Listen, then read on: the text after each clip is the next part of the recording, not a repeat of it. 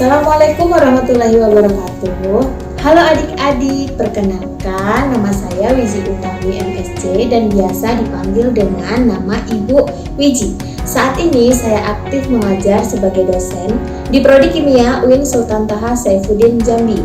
Dan di sini saya ingin berbagi pengetahuan tentang ekoenzim yang memiliki banyak sekali manfaat dan begitu juga banyak orang yang belum mengetahuinya. Sebelum kita melanjutkan ke pembahasan selanjutnya, kita simak video berikut ini.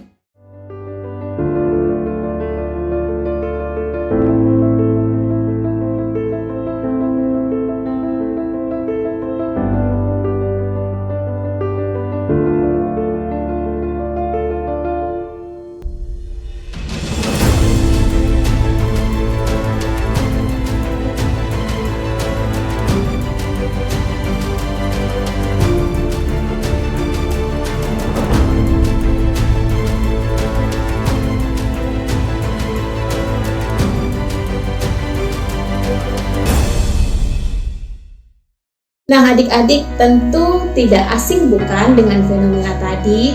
Sampah menumpuk, berserakan, menimbulkan aroma yang tidak sedap dan mengganggu lingkungan rumah kita. Dan tentunya rumah kita menjadi tidak nyaman bukan? Sampah-sampah yang biasa kita temui di rumah tangga dan di dapur disebut dengan limbah organik rumah tangga. Nah, apa saja sih yang termasuk ke dalam limbah organik rumah tangga itu? Sisa sayuran, sisa buah-buahan, dan sisa makanan yang tidak kita konsumsi lagi. Kalau sampah di rumah, biasanya mama buang kemana? Jangan langsung dibuang ke selokan dan sungai ya. Manfaatin limbah rumah tangga menjadi ekoenzim. Lantas, ekoenzim itu apa sih? Ekoenzim adalah cairan hasil dari proses fermentasi limbah rumah tangga yang telah kita sebutkan tadi. Terus manfaatnya apa? Manfaatnya banyak sekali. Ekoenzim dapat menyuburkan tanah dan memberikan nutrisi ke tanaman sehingga dapat dijadikan sebagai pengganti pupuk sintetik. Selanjutnya, ekoenzim juga dapat membunuh jamur dan bakteri sehingga ekoenzim tersebut dapat dijadikan sebagai pembersih rumah tangga yang ramah lingkungan. Kok bisa ya? Karena selama proses fermentasi, karbon dioksida diubah menjadi karbonat. Nah, senyawa itu juga yang berfungsi menjaga tanaman dan kehidupan biota laut. Nah, dengan adik-adik mencuci dan menggunakan ekoenzim dalam kehidupan sehari-hari, berarti adik-adik ikut serta dalam menjaga dan melestarikan lingkungan yang tercemar. Nah, gimana adik-adik? Menarik ya, berguna banget ternyata ekoenzim ini untuk melestarikan dan menjaga lingkungan dengan menggunakan metode yang sangat sederhana, yakni dengan menggunakan sisa-sisa limbah organik rumah tangga dengan mencampurnya menggunakan gula atau molase ditambah dengan air dan kemudian dimasukkan ke dalam wadah menjadi sebuah pupuk organik. Simpel tapi pasti ya adik-adik, kegiatan ini dapat dilakukan di rumah dan di sekolah.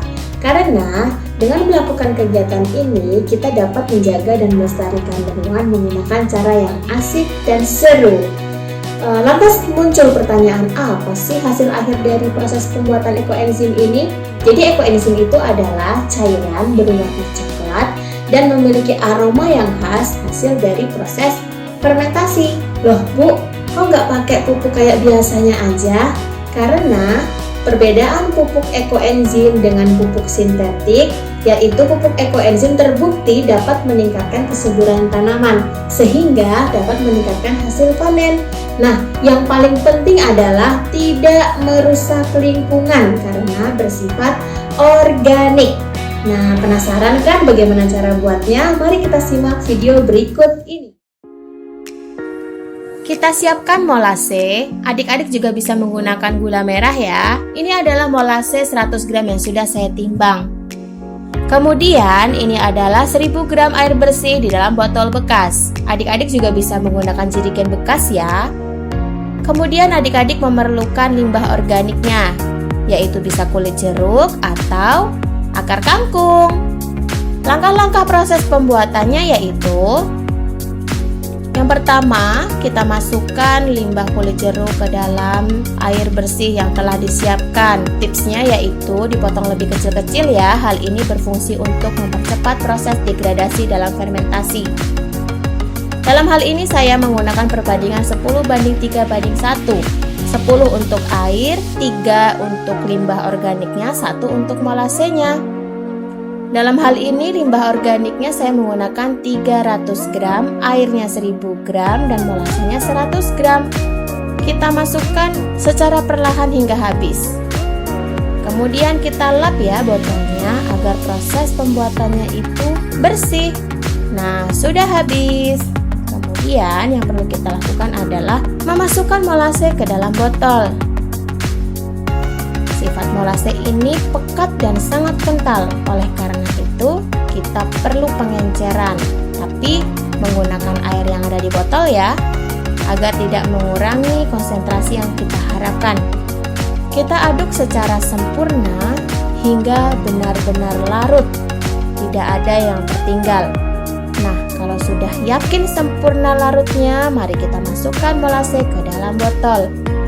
Nah, adik-adik bisa dilihat kan bahwa molasenya itu berwarna coklat tua. Kita masukkan hingga habis.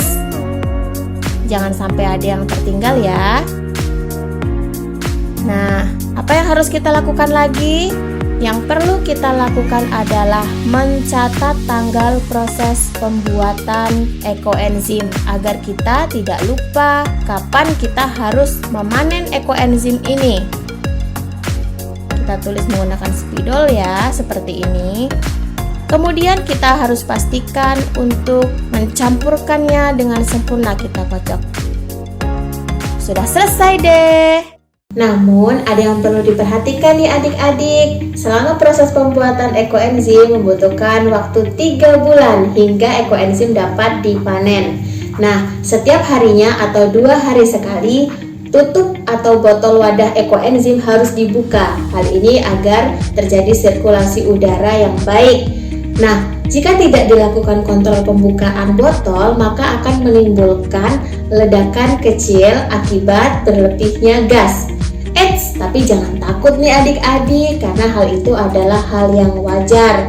Kegiatan ini dapat dilakukan di rumah, di sekolah, atau di mana saja. Bahan dan alatnya juga mudah ditemukan bukan? Selama membuat proses ekoenzim ini jangan lupa ya, ajak mama dan papa. Mau tahu keunggulan lainnya? Jadi pupuk ekoenzim ini juga bisa adik-adik jual loh ke teman, ke tetangga, di sekitar tempat tinggal adik-adik. Lumayan kan bisa belajar memanfaatkan limbah-limbah organik rumah tangga untuk seru-seruan membuat pupuk dan untuk menjaga lingkungan sekitar. Dan yang paling penting bisa untuk meningkatkan pendapatan. Gimana adik-adik? Seru bukan? Bisa dijadikan wahana bermain sekaligus bereksperimen loh. Yuk jaga dan lestarikan lingkungan dengan mengubah kebiasaan kita dengan penggunaan pupuk organik ini. Bumi sehat, lingkungan kuat, bumi lestari. Kalau bukan kita, siapa lagi? Wassalamualaikum warahmatullahi wabarakatuh. Sampai jumpa adik-adik.